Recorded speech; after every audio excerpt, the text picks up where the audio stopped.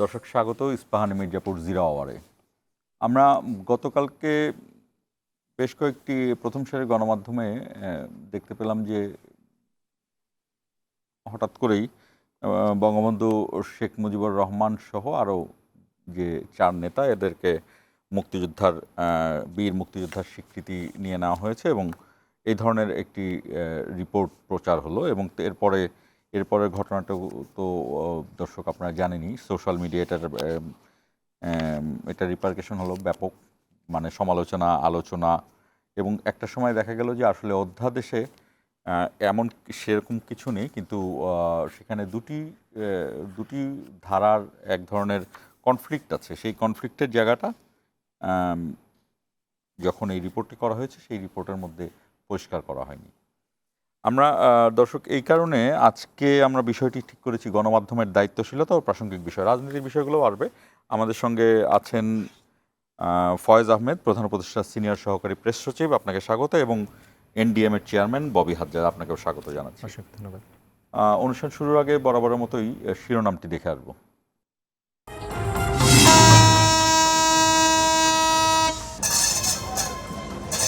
ঝুঁকি নিয়েই বাড়ি ফিরছেন নগরবাসী। প্রিভিয়াস ইয়ারগুলো থেকে এই ইয়ারে আমরা খুব স্মুথলি যেতে পারছি। এবার দেখলাম যে সিকিউরিটি অনেক স্ট্রং করা হয়েছে। যানবাহনের চাপ যমুনা সেতু পশ্চিম মহাসড়কে। ঈদের নামাজের জন্য প্রস্তুত জাতীয় ঈদগাহ, প্রথম জামাত সকাল 7:30টায়, 12 ঘন্টায় কোরবানির বর্জ্য অপসারণের লক্ষ্য ঢাকা দক্ষিণ সিটি।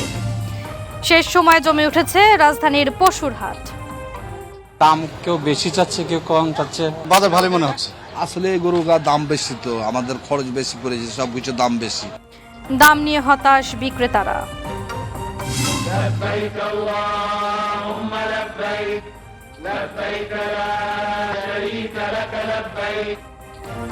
লাব্বাইক আল্লাহুম্মা রবে মুখর, আরাফাতের ময়দান, হজের খুতবায় মুসলিম উম্মার শান্তি ও কল্যাণ কামনা। এবং সংবিধানের 96 অনুচ্ছেদ পুনর্বহালে আপিল বিভাগের পূর্ণাঙ্গ রায় প্রকাশ, জিয়াউর রহমানকে নিয়ে দেয়া বিচারপতির কটূক্তি অপসারণ। দর্শক শুনছিলেন শিরোনাম। আমাদের অনুষ্ঠানটি বৈশাখী টেলিভিশনের পর্দার পাশাপাশি ফেসবুক এবং ইউটিউব পেজেও সরাসরি সম্প্রচারিত হচ্ছে। দর্শক আপনারা চাইলে সেখানে কমেন্টের মাধ্যমে আমাদের সঙ্গে যুক্ত হতে পারেন। ফয়েজ আহমেদ, আপনাকে দিয়ে শুরু করি। আমি নিশ্চয়ই আপনি বলছিলেন যে এই বিষয়টি নিয়ে আপনি কথা বলছেন, গতকালকেও কথা বলেছেন বিভিন্ন জায়গায়। আমি একটি বিষয়ে জানতে চাই যে গণমাধ্যম, প্রথমে যেটি জানতে চাই, এই যে প্রতিবেদন কথাটি বললাম, এটা ইতিমধ্যেই মানুষের কাছে পৌঁছে গেছে এবং সেই প্রতিবেদনটাতে যে কিছুটা ভুল তথ্য ছিল সেটিকে মানুষ জানে। আমি জানতে চাই যে গণমাধ্যমের সংস্কার কমিশন, মানে আপনার সেই সরকার যেই সরকার এতগুলো সংস্কার কমিশন করেছেন, গণমাধ্যমের সংস্কার কমিশন যেটি গণমাধ্যম সংস্কার, সেটার সর্বশেষ পরিস্থিতি কি? এই সংস্কার কমিশন কি কাজ করছে, মানে তারা কি করলো কাজ? জি, আপনাকে ধন্যবাদ। আপনি একটি পার্টিকুলার নিউজকে রেফারেন্স হিসেবে নিয়ে এসেছেন, যেটা হচ্ছে জাতীয় মুক্তিযোদ্ধা কাউন্সিলের আইনটি সংশোধন করে অধ্যাদেশ আকারে গতকালকে যেটা প্রকাশিত হয়েছিল, তার প্রেক্ষিতে কয়েকটি সংবাদপত্র যে আপনি বললেন কিছুটা ভুল, কিছুটা না, কমপ্লিটলি ভুলভাবে উপস্থাপন করার মধ্য দিয়ে দেশের জনগণকে বিভ্রান্ত করেছে, তাদের পাঠকের সঙ্গে প্রতারণা করেছে। আনফর্চুনেটলি আমরা যেই পত্রিকাটি এই কাজটি সবচেয়ে বেশি জোরালোভাবে করেছে, তাদেরকে এখনো পর্যন্ত নাগরিকদের কাছে, পাঠকদের কাছে ক্ষমা চাইতে দেখিনি। তো এই যে ভুল স্বীকার না করা, ক্ষমা না চাওয়া, এটা আমাদেরকে অবাক করে না। কেন অবাক করে না? দেখুন, আপনি গণমাধ্যম সংস্কার কমিশনের অগ্রগতির কথা বলছেন, তো আপনার প্রশ্নের মধ্যে যদি আমি এক ধরনের প্রশ্নের অন্তর্নিহিত মানে খোঁজার চেষ্টা করি, সেখানে আপনি প্রত্যাশা করেন যে গত 15 বছর ধরে বাংলাদেশের গণমাধ্যমগুলি যেভাবে দলীয় মুখপাত্র হিসেবে বা সবগুলি টেলিভিশনের স্ক্রিন, মানে গণর জায়গায় কি দলীয় শব্দটা প্রতিস্থাপন করবেন? গণটা আসলে প্রচার মাধ্যমে পরিণত হয়েছিল, সেই জায়গায় এক ধরনের সংস্কার প্রত্যাশা তো আপনি সংবাদকর্মী হিসেবে অবশ্যই করেন। আমি প্রত্যাশা করি, নাগরিকরাও প্রত্যাশা করে, সেটা খুবই সত্য। এই সংস্কার বলতে আপনি যে জায়গাটাকে ফোকাস করতে চান আসলে সেটা হচ্ছে গণমাধ্যমের ভিতরকার যে অবস্থা, এই অবস্থার সংস্কার। এটা আসলে যে কোনো সরকারের জন্যই কঠিন কাজ বা করা উচিত নয় এমন একটি কাজ। আপনার বৈশাখী টেলিভিশন একটি বেসরকারি প্রতিষ্ঠান, এখানে সরকার চাইলেই হস্তক্ষেপ করে অমুক লোকের অতীতের ভূমিকার জন্য তাকে সরিয়ে দেন, অমুককে বসিয়ে দেন, এই কাজটি করতে পারে না। এই কথাটা এই কারণে বলছি, গত 2 দিন আগে বা 1 দিন আগে যেই সংবাদ প্রকাশ করার মধ্য দিয়ে এত বড় ভুল করলো, নাগরিকদের সঙ্গে পাঠকদের সঙ্গে এত বড় প্রতারণা করলো, তার জন্য 1 দিন পরে ওই সংবাদপত্র ক্ষমা চায়নি। এই ক্ষমা না চাওয়ার টেন্ডেন্সিটা কোথা থেকে জানেন? গত 15 বছর এবং পার্টিকুলারলি জুলাই আগস্টের সময় বাংলাদেশের গণমাধ্যমের যে ভূমিকা, সেই ভূমিকার জন্য কি কোনো গণমাধ্যম ক্ষমা চেয়েছে? চায়নি। আমরা অনেক ক্ষমার কথা আমরা বলি, ঐতিহাসিক অনেক অবস্থানের জন্য বিভিন্ন ব্যক্তির, রাজনৈতিক দলের, নানান জনের ঐতিহাসিক বিভিন্ন ভূমিকা নিয়ে ক্ষমার কথা বলি, কেউ ক্ষমা চায়নি। এই যে দাবিটা উঠে, কাদের দিক থেকে উঠে? বুদ্ধিজীবী সমাজ থেকে উঠে, সাংবাদিক সমাজ থেকে উঠে। সাংবাদিকদের মধ্যে অনেক সাংবাদিক রয়েছেন যারা সমাজের নীতি নির্ধারণী পর্যায়ে নানান ধরনের ভূমিকা রাখেন বলতে আমি বলছি তাদের লেখনী, তাদের বক্তব্য বয়ানের মধ্য দিয়ে ভূমিকা রাখেন। যে মানুষগুলি এই কথা বলেন তাদের কাছে মানুষের প্রত্যাশাটা কিন্তু অন্যরকম। তারা তাদের জায়গায় ট্রান্সপারেন্ট থাকবে, এটা মানুষ প্রত্যাশা করে। সুতরাং বাংলাদেশের গণমাধ্যম তার গত 15 বছরের ভূমিকা, জুলাই আগস্টের গণহত্যার সময়কার তার ভূমিকা, যেখানে বাংলাদেশের অনেক গণমাধ্যম জুলাই আগস্টের গণহত্যার সময় শেখ হাসিনার সহায়ক হয়ে উঠেছিলেন। আপনি যদি ভুলে না যান তাহলে আপনার কতগুলি চেহারা ভেসে উঠবে। নামি দামি প্রতিচর্যা অনেক সাংবাদিক গণভবনে গিয়ে কী পরামর্শ দিয়েছিলেন। টেলিভিশনকে নিয়ন্ত্রিত করা হয়েছিল, পত্রিকাগুলিকে কেন নিয়ন্ত্রণ করা যাচ্ছে না, সেই দাবি কিন্তু সাংবাদিকরাই করেছিলেন। বিস্ময়কর, ভাবুন একবার যে সাংবাদিক গিয়ে প্রধানমন্ত্রীকে পরামর্শ দিচ্ছেন যে টেলিভিশনগুলি তো নিয়ন্ত্রণ করা যাচ্ছে, টেলিভিশনগুলিতে মৃত্যুর খবর যাচ্ছে না, আমরা এগুলি দেখাচ্ছি না, কিন্তু পত্রিকাগুলিতে তো খবর চলে যাচ্ছে, নিহতের খবর যাচ্ছে, এগুলি তো ঠেকানো দরকার। হয়েছে না? তো এই মানুষগুলি কি কেউ ক্ষমা চেয়েছে? ক্ষমা চায়নি। বরঞ্চ এই মানুষগুলি এখনও ওঁত পেতে বসে আছে কখন কি প্রক্রিয়ার মধ্য দিয়ে আবার ফেসিবাদের পুনরুজ্জীবন ঘটাতে পারে। সেজন্য বুঝতে পেরেছি। ফয়েজ আহমদ, আপনার কাছে আরও বেশ কিছু নীতি নির্ধারণী প্রশ্ন থাকবে মানে সেই বিষয়ে, কিন্তু আমি ববি হাজ্জাজের কাছে আমি একটু জানতে চাইবো যে আপনি রাজনীতিবিদ হিসেবে টকশোতে আসেন আমরা জানি, কিন্তু আমি জানতে চাই যে আপনার যে ব্যাকগ্রাউন্ড পড়ালেখা সেই জায়গা থেকে আপনি আন্তর্জাতিক গণমাধ্যমগুলো সেগুলো দেখেছেন। গণমাধ্যম বিবিসি, সিএনএন বা আল জাজিরা যে খুব একটা সবসময় যে নিরপেক্ষ থাকে তা না। আমরা দেখেছি বিবিসি, সিএনএন মধ্যপ্রাচ্যের যুদ্ধে কী কাজ করে, আবার আল জাজিরা একদিকে যায়। এটি হতে পারে যে একটা পক্ষকে সমর্থন করা, কিন্তু কিছু বেসিক জায়গায় কিন্তু তারা ঠিক আছে। যেমন ধরেন ফয়েজ বললেন যে মৃত্যুর খবর দেয়নি, মৃত্যুর খবরের জায়গায় কিন্তু কোনো গণমাধ্যম হয় না। এটা মানে তারা মৃত্যুর খবর বন্ধ করে দেব, যেটা ঘটে গেছে সেটা বন্ধ করে দেবো, এটি নেই।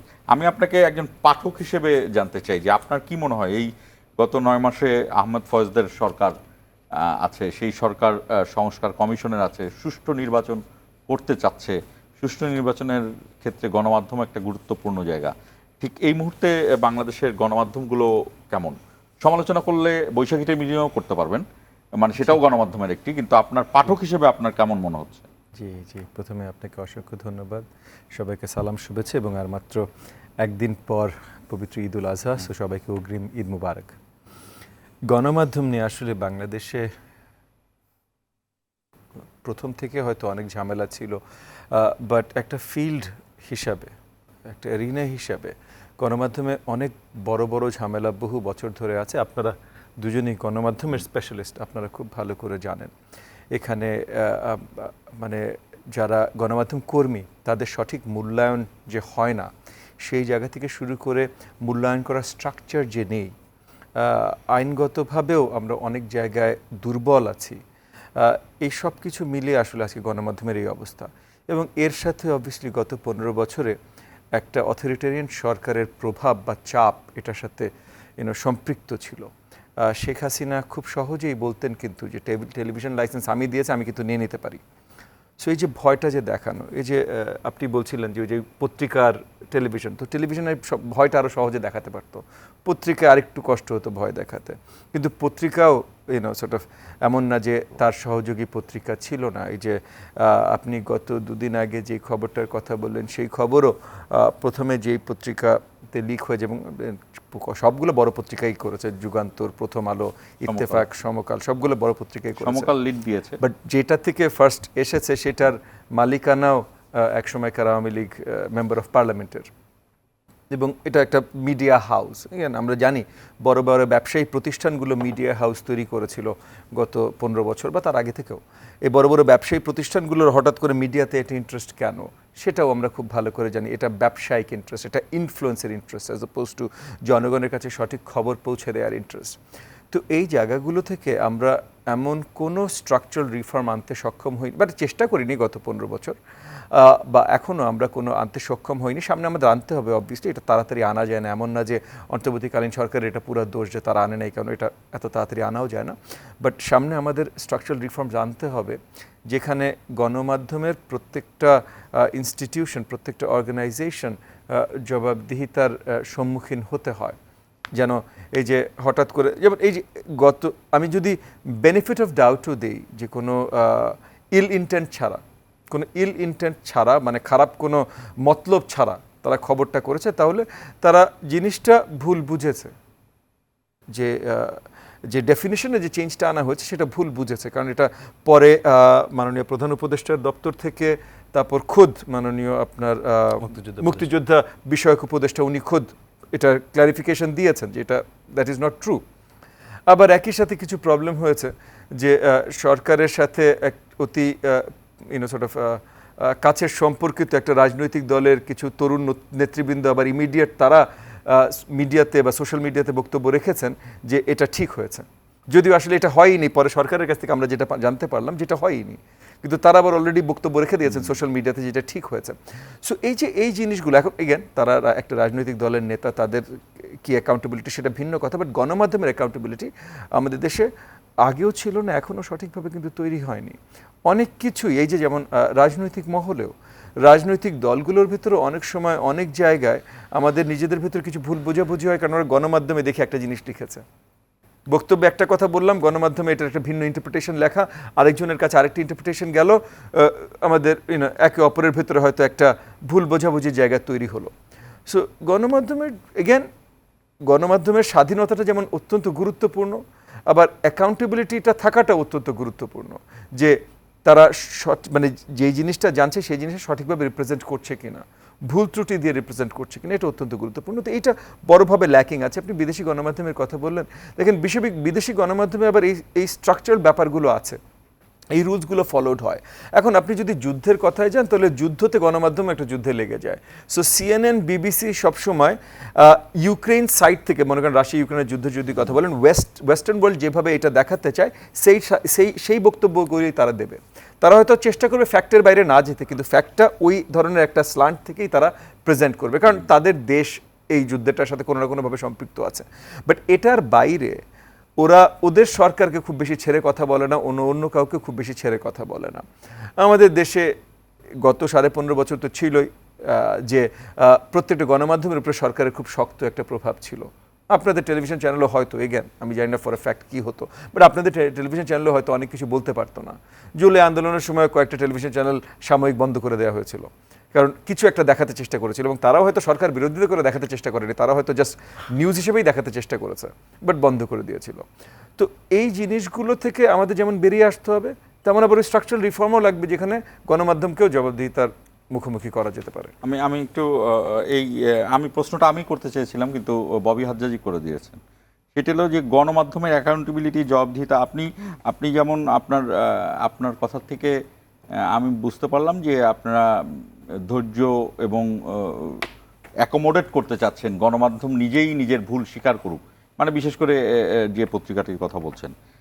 কিন্তু আপনার তো এটার দায়িত্ব আছে যে যদি একটি সংবাদের দ্বারা বিভ্রান্তি সৃষ্টি হয় এবং সমাজে যদি বিশৃঙ্খলা সৃষ্টি হয় বা পাঠককে প্রতারণা করা হয়, সেটার অ্যাকাউন্টেবিলিটি তো প্রেস কাউন্সিল আছে। আপনার কি ব্যবস্থা নিয়েছেন? এখানে আপনার কি মনে হয়? দুরকম বিষয় রয়েছে। নাম্বার ওয়ান, আমি আপনাকে বলি, নাম্বার ওয়ান, যেহেতু জনমনে বিভ্রান্তি সৃষ্টি করেছে এমন সংবাদ প্রকাশিত হয়েছে যার দ্বারা দেশে শান্তি শৃঙ্খলা বিঘ্নিত হওয়ার সম্ভাবনা তৈরি হয়েছে।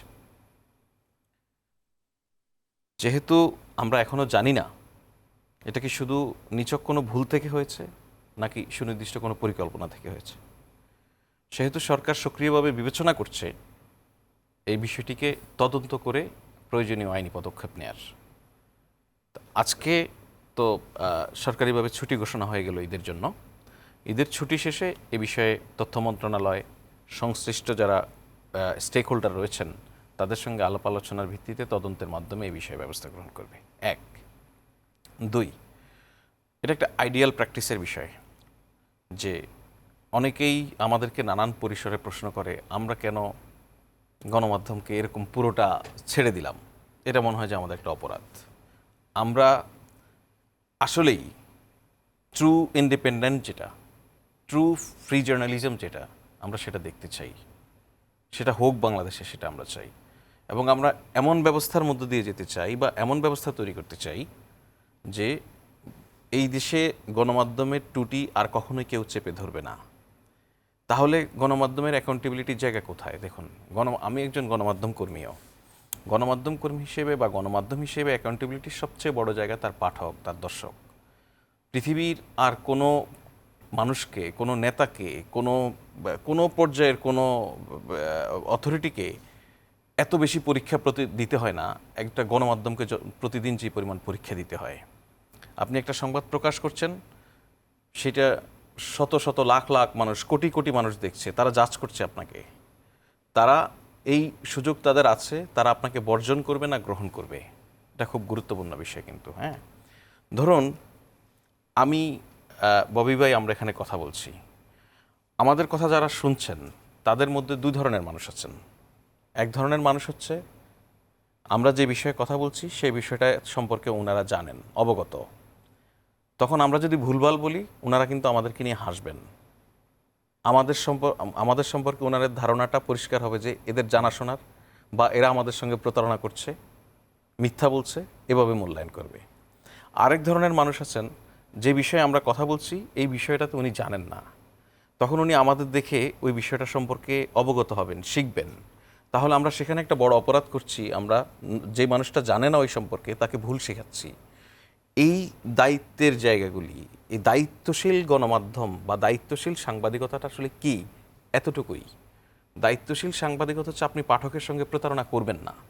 দায়িত্বশীল সাংবাদিকতা হচ্ছে আপনি যখন কোনো বিষয়ে ন্যূনতম ডাউট থাকবে, আপনি অসুস্থ প্রতিযোগিতায় লিপ্ত হয়ে সেটা ঝাঁপিয়ে পড়ে সবার আগে দিয়ে দেওয়ার চেষ্টা করবেন না।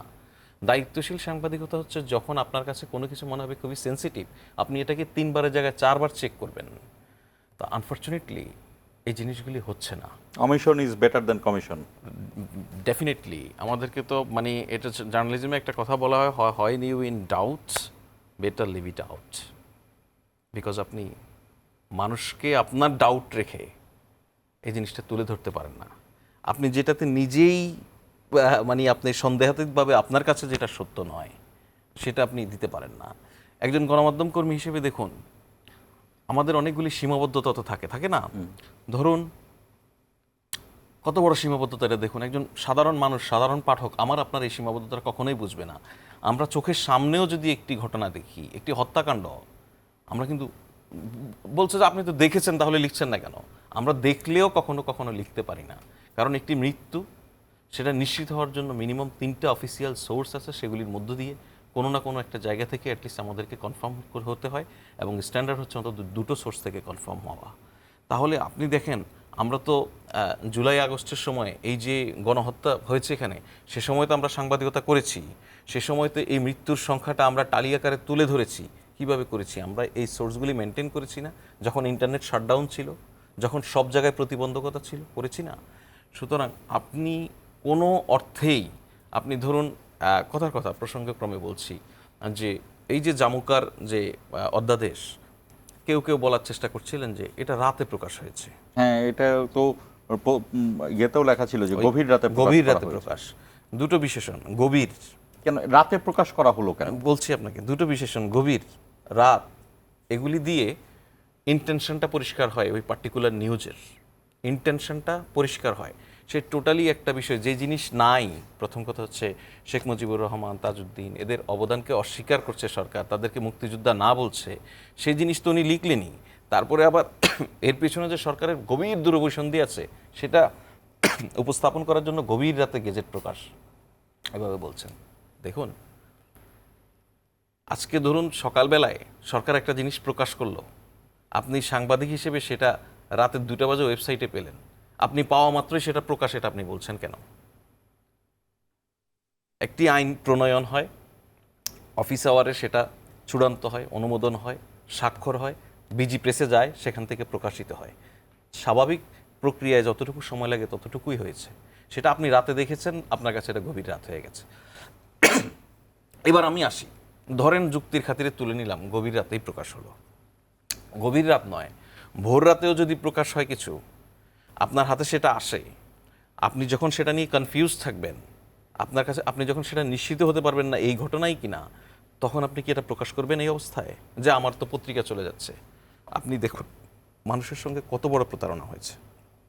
এটা বলা হচ্ছে, সাংবাদিকরাই আলোচনাটা করছেন যে এই সংবাদ নিয়ে বাংলাদেশের সংবাদ মাধ্যমে গতকাল যা হয়েছে এটা ব্যাড জার্নালিজমের একটা টেক্সট বুক এক্সাম্পল হিসেবে দৃষ্টান্ত হয়ে রইল। বাংলাদেশের সাংবাদিকতার মৃত্যু নানান সময় নানানভাবেই ঘটেছে। অপসাংবাদিকতার উৎকৃষ্ট উদাহরণ তৈরি করে সাংবাদিকতার একটা অপমৃত্যু এই সময়ে ঘটানো হয়েছে। সেটা কোন সময়? যেই সময়টায় আমরা বলছি, আপনি জানেন আপনার টেলিভিশন মিডিয়ায় কি হয়েছে গত 15 বছর। আপনি এই ধরনের টকশো পরিচালনার সময় পাশের বেঞ্চিতে লোক বসে থাকতেন না বিভিন্ন গোয়েন্দা সংস্থার।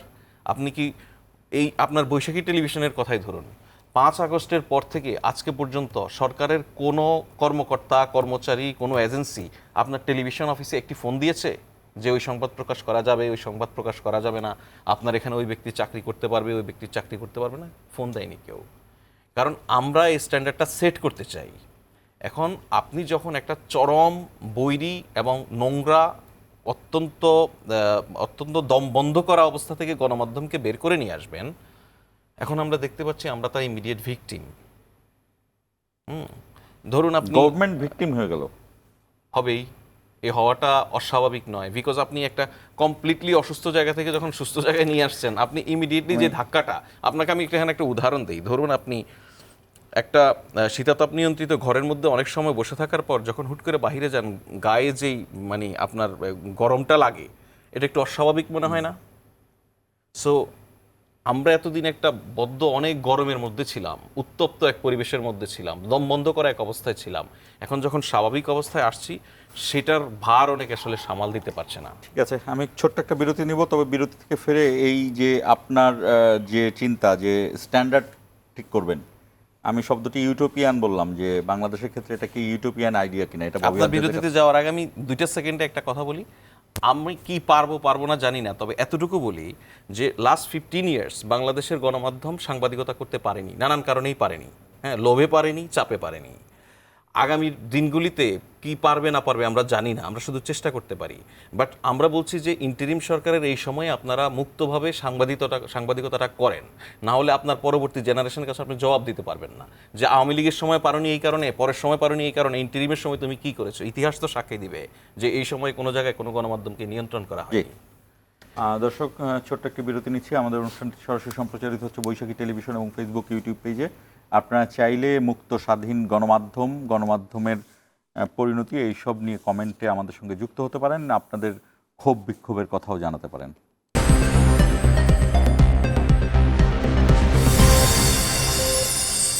দর্শক, আবারও স্বাগত ইস্পাহানি মির্জাপুর জিরাওয়ারা। গণমাধ্যমের দায়িত্বশীলতা ও প্রাসঙ্গিক বিষয় নিয়ে আমরা আলোচনা করছিলাম। আমি ফয়েজ আহমদ একটা কথা বললেন যে তারা একটা স্ট্যান্ডার্ড তৈরি করতে চান গণমাধ্যমে কথা বলার জায়গায় কোনো ধরনের বিধিনিষেধ নেওয়া। যদিও প্রেস কাউন্সিল এবং আরও বিভিন্ন এথিক্যাল জায়গার থেকে জার্নালিজমের এক ধরনের নিয়ম জার্নালিস্টরাই মেনটেন করে। আবার সেই নিয়মটাই একটা সময় হয়ে যায় সেলফ সেন্সরশিপ, যেটা আমরা গত 15 বছরও এক ধরনের এখন আমি যেটা জানতে চাই যে এই সেলফ সেন্সরশিপটা কিন্তু কেউ ইন্টেনশনালি বুঝে করছেন, বা সেই সেলফ সেন্সরশিপটাকে পরিবর্তন করে ফেলেছেন যে এখন ওই ডিটারমিনেশনের দিকে যাবেন না, নিজের মতো করে প্রকাশ করে দিবেন। আর একটা হলো এই গত 10-12 বছর 15 বছরে যারা নতুন এসেছেন গণমাধ্যমে যে কর্মীরা, তাদের গ্রুমিংই হয়েছে কিন্তু সেলফ সেন্সরশিপ দিয়ে। এটি কিন্তু অনেক বড় একটা ব্যাপার, সেটা মনস্তাত্ত্বিক একটা বিষয় যে সে মনেই করেছেন যে এই খবরগুলা এখন যারা গত 6 বছর যাবৎ দেখেছেন যে ডক্টর ইউনূস হলো সুদখোরের আসামি, আমি প্রধান উপদেষ্টা হইনি, তার সম্মান রেখে বলছি। এখন হঠাৎ করে তাকে আপনি কতটা প্রায়োরিটি দিবেন, এটি আমি নিজেও প্রথম দিকে খেয়াল করলাম যে ডক্টর ইউনূসই বলছিলেন, আমাদের গণমাধ্যমের অনেকে প্রধান উপদেষ্টাও বলছিলেন না। এটি অভ্যাস। এই জায়গাতে ববি হাজ্জাজ, আপনাকে আমি আবারও বললাম যে আপনি কি এই ইউটোপিয়ান স্ট্যান্ডার্ড ফিক্সড করতে পারবে ফয়েজ আহমদ? ওনারা কি পারবেন, ওনারা যা বলছেন? প্রথমত সব দায়িত্ব যদি আপনি অন্তর্বর্তীকালীন সরকারের উপরে দেন, তাহলে তাদের সাথে অন্যায় করা হবে। কারণ সব কিছু সব প্রবলেমের সমাধান করার দায়িত্ব তাদের না, এবং তারা ওই পরিধিরও না। সো এগেন সব কিছু এক রাতে করা সম্ভব না। এক জায়গা থেকে এগেন আমার যতখানি দেখা, আপনারা দুজন গণমাধ্যমেরই ব্যক্তিত্ব, সো আমার থেকে অনেক বেশি আপনাদের দেখা। তবুও এত বছর রাজনীতি থাকার জন্য ওই যে অ্যাটলিস্ট পলিটিক্যাল বিট রিপোর্ট যারা করে তাদের সাথে তো অনেক উঠা বসা হয়েছে গত 1.5 দশকের উপরে। তো সেখান থেকে একটা ছোট্ট জিনিস আমি দেখেছি যে তরুণ যে রিপোর্টাররা এসেছেন, মানে আপনাদের অনেক জুনিয়র যারা, তাদের ভেতরে হয়তো ওই পুরনো সিস্টেমগুলো ভেঙে বেরিয়ে যাবার একটা প্রবণতা আমি দেখেছি, যেটা মানে আমি পজিটিভলি বলছি জিনিসটা, যে পুরনো যে বদ্ধকর যে সিস্টেম, তার থেকে আমি বলছি না নিয়মের বাইরে, বাট আমি বলছি যে কিছু সিস্টেম ছিল না যে সরকারের কথা এটা করতে হবে বা ভয় পেতে হবে বা সেলফ সেন্সরশিপ যেতে হবে, এটার থেকে বাইরে আসার একটা প্রবণতা আমি তাদের ভেতরে দেখেছি, যেটাকে আমি পজিটিভ দেখি। তবে আপনার প্রতিষ্ঠানগুলোর ভেতরে এই ধরনের কোনো প্রবণতা কখনো দেখা যায়নি। কারণ একটা এখনো দেখা যাচ্ছে কি, আমি অ্যাটলিস্ট আমার কাছে দৃশ্যমান না, আমি সেই জায়গা থেকে বলবো। এবং এই জায়গায় হয়তো কিছু দূর আমাদের স্ট্রাকচারাল রিফর্মের দরকার আছে, যে একটা ব্যবসা প্রতিষ্ঠান এবং একটা গণমাধ্যম একটা প্রতিষ্ঠান, যদি ব্যবসা প্রতিষ্ঠানের মালিকানায়ও যদি হয়ে থাকে, একটা সেপারেশন থাকতে হবে, একটা লিগ্যাল এবং অ্যাকচুয়াল ফাইন্যান্সিয়াল একটা সেপারেশন থাকতে হবে। বিকজ ব্যবসা প্রতিষ্ঠানের হাতে যখন খবর থাকবে, মানে গণমাধ্যম খবরের মাধ্যম থাকবে, তখন এই গণমাধ্যম বা এই খবরের মাধ্যমটাও আসলে একটা মার্কেটিং এজেন্সি করেই ব্যবহার করা হবে। মানে আপনি একটা শো করছেন, শোর পিছনে মির্জাপুর চা থাকতেই পারে, কিন্তু এখন মির্জাপুর চার এজেন্ডা যদি এই শোর ভেতরে হয়, তাহলে এটা নিউজ হতে পারে না, এন্টারটেনমেন্ট শো হতে পারে, নিউজ হতে পারে না। তো আপনার শোতে, বা সাপোজ আপনি বললেন মির্জাপুর নিউজ আওয়ার, আমি ধরেই নিচ্ছি যে মির্জাপুরের ইম্প্যাক্ট নেই ওই নিউজ আওয়ারের অ্যাকচুয়াল শোটার উপরে, অ্যাকচুয়াল নিউজটার উপরে। তবে এগেন এতটুকু বুঝতে হবে যে আমাদের দেশে ব্যবসায় প্রতিষ্ঠানগুলো, মিডিয়া হাউসগুলো তৈরি করেছে কেন? ফ্রম দ্য ভেরি বিগিনিং তারা কোনো বিশাল জনগণের সাথে সলিডারিটিতে বা কোনো সোশ্যাল পারপাসে তারা তৈরি করেনি, তারা ইনফ্লুয়েন্স বিল্ডিংয়ে ব্যবহার করবার জন্য তৈরি করেছে। এটা শুধু আমাদের দেশে না, এটা প্রচুর দেশে। এবং আমেরিকায় আসলে এই মানে ব্যবসা প্রতিষ্ঠানগুলো খবরের কাগজ যখন দখল করা শুরু করে, তখন টেলিভিশন চ্যানেল আসেনি। আমি বলছি 20th সেঞ্চুরির শুরুর দিকে টেলিভিশন চ্যানেল তখনও বড় হয়নি, পত্রিকাগুলো বড়।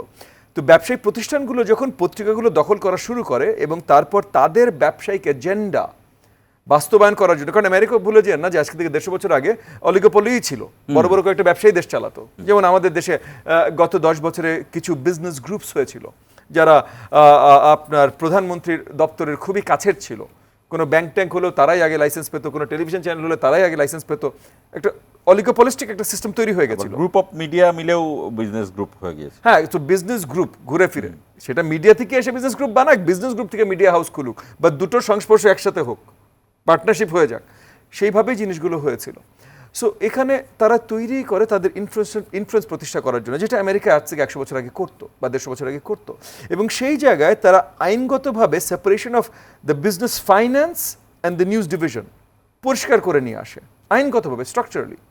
এখন সেটা না, আজ থেকে 100 বছর আগে করা, সো গত 100 বছর ধরে আমেরিকান নিউজ মিডিয়ামগুলো যদি নিউজও করে তারা নিজেদের কথা চিন্তা করে করে, তাদের মালিকানা কোন ব্যবসা প্রতিষ্ঠান এটার কথা চিন্তা করে না, কারণ ওই ফাইন্যান্সটা সেট, ওদেরটা ওই টাকা দিতেই হবে। তারা যদি ব্যবসা প্রতিষ্ঠান যদি একবার ইনভেস্ট করতে চায় তাদের ওই টাকাটা দিতেই হবে, তারা নিউজ কন্ট্রোল করতে পারবে না, মানে পুরা সেপারেশন কমপ্লিট, মাঝখানে একটা আর কি আপনার দেয়াল দিয়ে দেয়া, একটা ফায়ারওয়াল দিয়ে দেয়া, যে করতে পারবে না। তো আমাদের দেশে যদি এরকম একটা সিস্টেমের ব্যবস্থার দিকে আমরা হাঁটতে পারি, এগেন আমি অন্তর্বর্তীকালীন সরকারের কাঁধে এটা চাপাচ্ছি না, বাট আমি বলছি এরকম একটা পথে যদি আমরা হাঁটতে পারি তাহলে আমরা আমাদের দেশে হয়তো এরকম একটা বাস্তবায়ন করা সম্ভব, যে ওই যে ব্যবসার হাতে জিম্মি বা অলিগোপলির হাতে জিম্মি বা বিজনেস গ্রুপের হাতে জিম্মি গণমাধ্যম হবে না। এটা সম্ভব? ভেরি মাচ সম্ভব। এটা সম্ভব মানে কি, কিছু বিষয় আমি সম্ভব কি সম্ভব না এটা না, কিছু বিষয় আমাদের করতে হবে। দেখুন, আমরা বারবার গণমাধ্যম বলছি, গণমাধ্যম যদি তার গণমাধ্যমের মতো চরিত্র ধারণ করতে না পারে, আপনি কিছুদিন বলবেন মানুষের, দেখুন আমি একটু টেকনিক্যাল জায়গায় যাই। ধরুন আমাদের সময় তো আমাদের কাছে তো ইউটিউব খুবই পপুলার, তাই না? আপনাদের নিউজের যে রানডাউন, একটা নিউজ বুলেটিনের জন্য যে রানডাউনটা তৈরি হচ্ছে, কোন নিউজটা 1 নম্বরে যাবে, কোন নিউজটা 2 নম্বরে যাবে, এই ডিসিশনটা কে নেয়? News editor. কিন্তু আপনি যেই আপনার পার্টিকুলার ডেস্কটপ থেকে বা ল্যাপটপ থেকে বা আপনার মোবাইল থেকে ইউটিউব চ্যানেলে নানান ভিডিও দেখেন, আপনি দেখবেন যে আপনি যে ভিডিওগুলি দেখেন, আপনি যেগুলি দেখতে চান সেগুলিই আপনাকে সাজেস্ট করে। এআই আপনার কুকিজটা নিয়ে নেয়, আপনার ব্রাউজিং হিস্ট্রিটা নিয়ে নেয় সেভাবে। তার মানে কি, আপনার ওই জায়গায় দেখার ম্যান্ডেটটা সেট করে কে? আপনিই সেখানে নিউজ এডিটর, আপনারটা। এখন বাস্তবতা হচ্ছে এরকম, আপনার একটা 30 মিনিটসের বুলেটিন, একজন আপনার ভিউয়ার আছে, দর্শক আছে যে ওই পলিটিক্সের এই সমস্ত খবর সে দেখতেই চায় না, সে শুধু শেয়ার বাজারের খবরটা দেখতে চায়, কথার কথা। তাকে পুরো 22 মিনিট বসে থাকতে হয় টিভির সামনে, আপনার কখন ওই বুলেটিনটা আসবে, তাই তো? কিন্তু আপনার এই খবরটা যখন ইউটিউবে যাচ্ছে, সে কিন্তু আর কিছু দেখা লাগতেছে না, সে স্কিপ করে সরাসরি তার জায়গায় সে চলে যাচ্ছে। তার নিউজ এডিটর সে নিজেই, তার রানডাউন সে নিজেই সেট করে। অতএব আপনি যদি গণমাধ্যম প্রতিষ্ঠান হিসেবে আপনি যদি গণমানুষের হয়ে উঠতে না পারেন, আপনার বিজনেস গ্রুপের যদি ইন্টারেস্ট থাকে আপনাকে দিয়ে সে তার ব্যবসাকে রক্ষা করবে, তাহলে এটা গণমানুষের করতে সে পারবে না। সুতরাং এই প্রতিষ্ঠানটাকে নিজেকে স্বয়ংসম্পূর্ণ করার জন্য হলেও এই ডিভিশনটা খুব জরুরি, এটা করতেই হবে। এবং আমি খুবই আশাবাদী এ বিষয়ে যে আপনার এগুলি ধীরে ধীরে হচ্ছে। পশ্চিমের অনেক দেশেও, পৃথিবীর অনেক আধুনিক দেশেও কিন্তু মিডিয়ার মালিকানার যে ধরন সেটা দিনে দিনে পাল্টে যাচ্ছে। হ্যাঁ, মানুষ ডোনেট করছে। আমাদের বাংলাদেশের বাস্তবতায় কয়টা কন্টেন্ট আমরা হচ্ছে পেইড কন্টেন্ট পাচ্ছি কি? আপনাদের যে খবর দেখছে, যে মানুষগুলি টাকা দিচ্ছে খবর দেখার জন্য, আপনার ওই যে সাবস্ক্রাইবের কোনো ব্যবস্থা নেই, এর জন্য আপনার কমপ্লিটলি কমার্শিয়ালের উপরে নির্ভর করতে হচ্ছে, তাই তো? এই কমার্শিয়ালের উপরে নির্ভরতার কারণে আপনাকে অনেক জায়গায় কম্প্রোমাইজ করতে হচ্ছে। আমার এখানে ব্যবসায় আপনার যে ডিশের কেবল লাগিয়ে এই অপারেটররা যে এলাকায় যে ডিশের দোকানদাররা গিয়ে আমাদের বাসা বাড়িতে ডিশের লাইন দিচ্ছে, সে তো আমার কাছ থেকে টাকা নিচ্ছে, আপনাকে 1 পয়সাও দিচ্ছে কি? দিচ্ছে না। সুতরাং এই জিনিসগুলি সুরাহা হতে হবে। এটা একটা পদ্ধতিগত পরিবর্তন রাষ্ট্রীয়ভাবেই আনতে হবে। যখন ওই কেবল অপারেটর আপনাকে টাকা দিতে বাধ্য হবে, অন্তত 1 টাকা করে দেখ একদিনের জন্য, তখন কিন্তু দেখবেন যে আপনিও একটা কমিটমেন্টের জায়গায় চলে আসবেন। মানুষ আমার খবর টাকা দিয়ে দেখে। আপনি তার সঙ্গে প্রতারণা করার আগে, তাকে কিছু গেলানোর আগে আপনি 10 বার ভাববেন। সুতরাং পুরো প্রক্রিয়াটার মধ্যে যে পরিবর্তনটা আনা প্রয়োজন, ভাই যেটা বারবারই বলছিলেন যে ইন্টারিম গভর্নমেন্টের পক্ষে এত কিছু হয়তো করা সম্ভব নয়, কিন্তু আমরা একটা আইডিয়া তো সামনে নিয়ে আসতে পারি। এবং আমরা বিশ্বাস করি বাংলাদেশে আপনি রাজনীতির যে অবস্থায় বলেন, যেভাবে অবস্থায় বলেন, বাংলাদেশে প্রতিদিন রাজনৈতিক গুণগত মান উন্নতি হবে, অবনতি হবে না। এটা হতে বাধ্য। যে অবনতি হবে তাকে এই দেশের মানুষ বর্জন করবে। বর্জনের অনেক ধরন আছে। আমি ভাইয়ের পার্টিকে ভোট না দেয়া, এটা এক ধরনের বর্জন। ভাইয়ের পার্টির সম্পর্কে আমি মানুষের কাছে গিয়ে বলবো যে এই পার্টি ভালো না, এটা আরেক ধরনের আরও একটু অ্যাক্টিভ বর্জন। ভাইয়ের পার্টির চরম যদি এক্সট্রিম লেভেলে চলে যায়, তার বিরুদ্ধে আমি প্রতিরোধ করবো রাস্তায়, আরেক ধরনের বর্জন। ভাইয়ের পার্টি যদি হাসিনা হয়ে ওঠে, তাকে আমি পিটিয়ে দেশ থেকে বের করে দিব, এইটা আরেক ধরনের বর্জন। সো বর্জনের এই লেভেলগুলি আছে। এই একইভাবে আপনার সব ভাবতে হবে যে আপনার দেশের আলটিমেট এই পরিবর্তনগুলি পলিটিশিয়ানদের হাত ধরে আসতে হবে। পলিটিশিয়ানরা যত গুণগত পরিবর্তন তাদের মধ্যে নিয়ে আসবে, আমি বিশ্বাস করি শুধু গণমাধ্যম নয়, আমাদের ধরুন চিকিৎসা সেবার কথা যদি আপনি আলাদা করে বলেন, সেখানেও কিন্তু এই ধরনের নানান প্রবলেম আছে, এগুলি সলভ হবেই, হতে বাধ্য। আমি আরেকটি বিষয় আমি বলে রাখি, এটি আমরা বিরতিতে যাব, বিরতিতে ফিরে আমরা বলবো, সেটি হলো যে গণমাধ্যমের কি ফ্যাসিবাদ আচরণের মধ্যে যাওয়ার সুযোগ আছে কিনা, কোনো গণমাধ্যম নিজে ফ্যাসিবাদ হয়ে গেলেন কিনা। ফ্যাসিবাদ বলতে আমরা বুঝি যে সে নিজেই একটা মত তৈরি করে সেটাকে প্রচার করার কোনো সুযোগ আছে কিনা। দর্শক, ছোট একটা বিরতি নিচ্ছে, আমাদের সঙ্গেই থাকুন।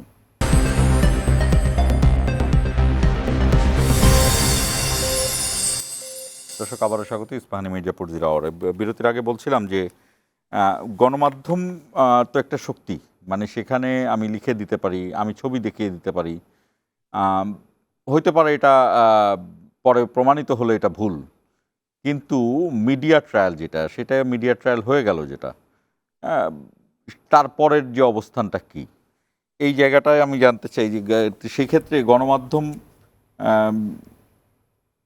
গণমাধ্যমের কি ফ্যাসিবাদ আচরণের যাওয়ার কোনো সুযোগ আছে কিনা। দেখুন, এখানে সরকার তো রাজনৈতিক দল ফ্যাসিবাদ সরকার হতে পারে, কিন্তু দুই রকম।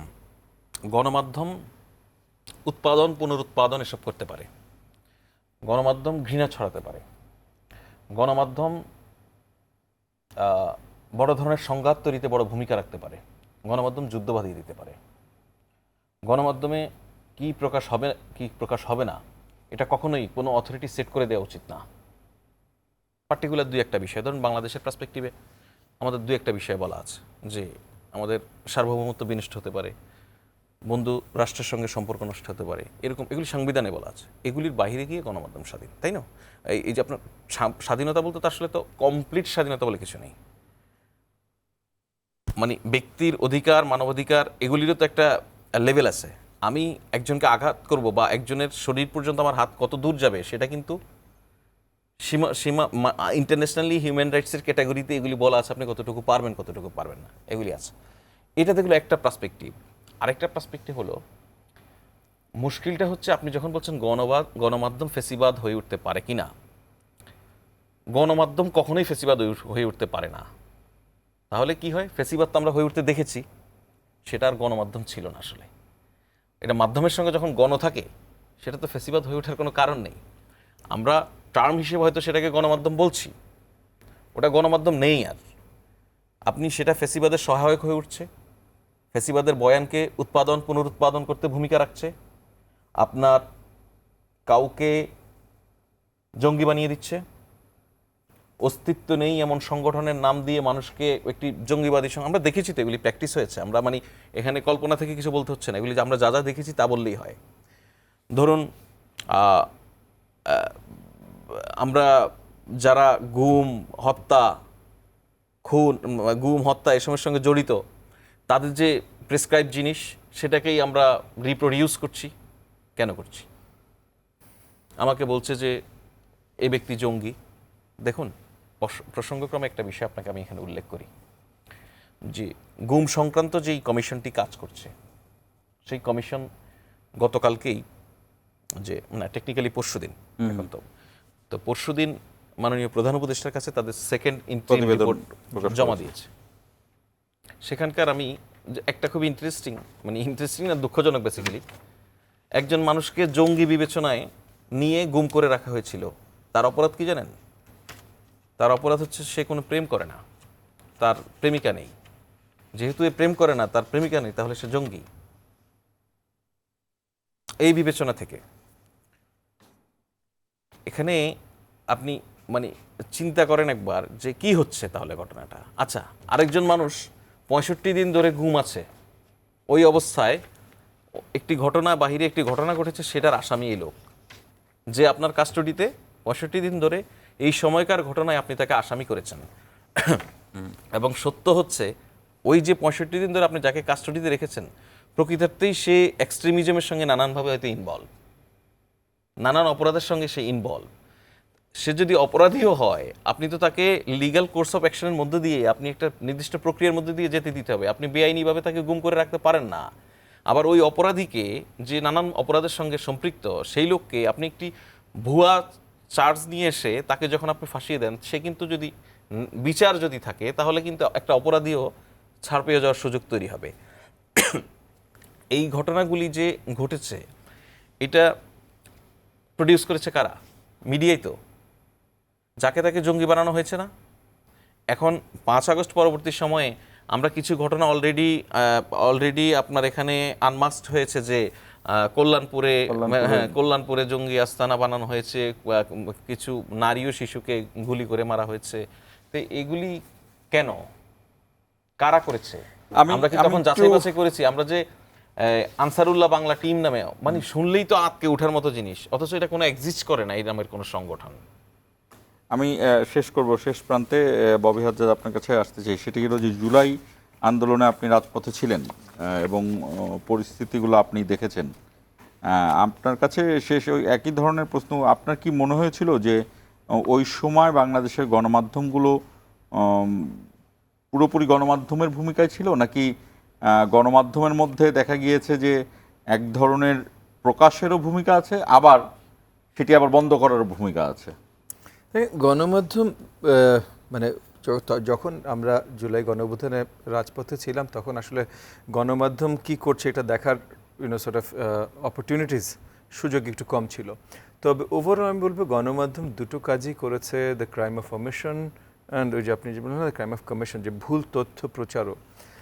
কারণ 5ই আগস্টের পর আমার অনেক সর্ট অফ গুরুজন আত্মীয়স্বজন যারা আছেন, মানে অনেক বয়োজ্যেষ্ঠ যারা টেলিভিশনই বেশি দেখতেন এবং নিউজ পেপারই পড়তেন, অনলাইন কিছু কন্টেন্ট ওনারা নিতেন না, ওনাদেরকে অনেক সময় লেগেছে বোঝানোর যে আসলে ওই 15-16 জুলাই থেকে 5ই আগস্ট পর্যন্ত কি কি হয়েছে, হ্যাঁ এগুলো বোঝাতে অনেক অনেক বেগ পেতে হয়েছে। তো বেগ কেন পেতে হয়েছে? ওনারা তো সারাক্ষণ টিভি চ্যানেলে নিউজগুলো দেখছিলেন, প্রত্যেকদিন 3-4টা পেপার একদম মানে sort of end to end পড়ছিলেন, কভার টু কভার পড়ছিলেন। সো তার মানে সঠিক খবরগুলো তো আসেইনি এবং অনেক জায়গায় অনেক ভুল খবর দেওয়া হয়েছে। এখন এই ভুল খবরগুলো অবভিয়াসলি দেওয়া হয়েছে কারণ সরকারের একটা জোর ছিল এবং আমাদের দেশে অনেক আগে থেকে কিছু দূর সেলফ সেন্সরশিপ শুরু হয়ে গেছিল, এখনও যে চলছে না তা না। তো এই জায়গাগুলো থেকে আমাদের বেরিয়ে আসতে হবে। গণমাধ্যমকে যেমন এগেন অ্যাকাউন্টেবল ঠিকই করতে হবে, যেন ভুল খবর না ছাপে, অ্যাকাউন্টেবল করতে হবে, তবে আবার তাদের সাহসও বাড়াতে হবে যেন তারা খবরগুলো অ্যাকচুয়ালি ছাপে। সো এখানে আসলে ওই ভুল খবর যেন না ছাপে, সেই জায়গাটা একটা এফিসিয়েন্সি ট্রেনিংয়েরও একটা প্রয়োজনীয়তা আছে বলে আমি মনে করি। মানে আমাদের দেশে এত রিপোর্টার আছেন, এত জার্নালিস্ট আছেন, কিন্তু তারা তাদের সাবজেক্ট ম্যাটারটা খুব অল্প জানেন।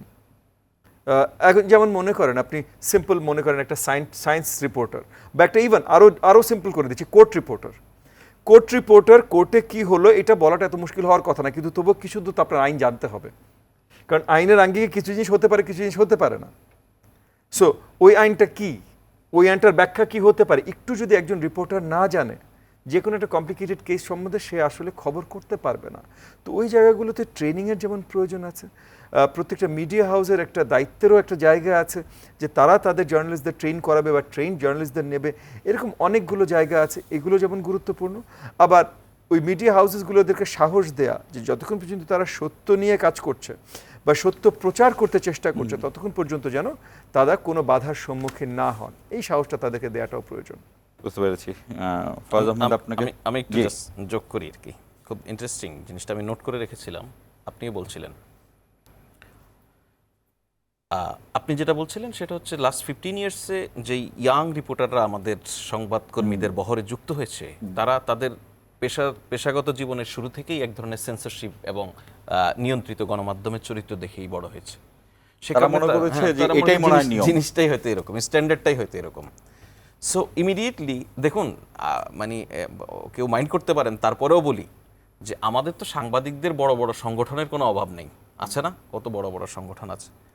এই সংগঠনগুলির ইমিডিয়েটলি উচিত হচ্ছে একটা কাউন্সিলিংয়ের ব্যবস্থা করা, রিপোর্টারদেরকে বা গণমাধ্যম কর্মীদেরকে কাউন্সিল করে, এমনকি নিউজ ম্যানেজারদেরকেও, তো গণমাধ্যম কর্মীদেরকে কাউন্সিলিংয়ের ব্যবস্থা করা একটা উচিত। আরেকটা জিনিস হচ্ছে, এখনও সময় শেষ হয়ে যায়নি। আমি আহ্বান করব আমাদের গণমাধ্যম সংগঠনগুলির প্রতি, আমাদের গণমাধ্যম মালিক, গণমাধ্যমের যারা দায়িত্বশীল ব্যক্তি আছেন তাদের প্রতি, যে সামনে আবার সেই জুলাই আসছে, আগস্ট আসছে, সেই অভ্যুত্থানের সময়গুলি আমাদের সামনে আসছে, সেটাকে উপলক্ষ করে হলেও আপনারা আপনাদের অতীত ভূমিকার জন্য ক্ষমা চান। দেশের মানুষ তাহলে আপনাদের প্রতি যে সন্দেহ, সংশয়, অবিশ্বাস এটা কমবে। আপনারা ধরুন মানুষের নানান প্রক্রিয়ার প্রতিবাদকে কখনো কখনো ফেসবুক স্ট্যাটাসকে আপনারা এখন মব বলার চেষ্টা করেন, হুমকি বলার চেষ্টা করেন নানানভাবে, এটা কমে আসবে। আপনি নিজের ভূমিকাটার জন্য আগে ক্ষমা চান। রিকনসিলিয়েশনের দুইটা পদ্ধতি আছে। আপনি যদি নিজের ভুল বুঝতে পারেন, অপরাধের মাত্রা যদি অনেক বেশি হয়ে যায়, আপনার উচিত পাবলিক অ্যাপোলজি করা। আরেকটা যদি আপনি মনে করেন যে আপনি অনেক বড় অপরাধ করেননি, নিজেই নিজের ভুল বুঝতে পারছেন, নিজেই সংশোধন হয়ে যান। নিজের মধ্যে এখনও ওই জিনিস পুষে রাখবেন না যে আমি সাপই হয়ে আছি, সুযোগ পেলেই ছোবলটা মারব।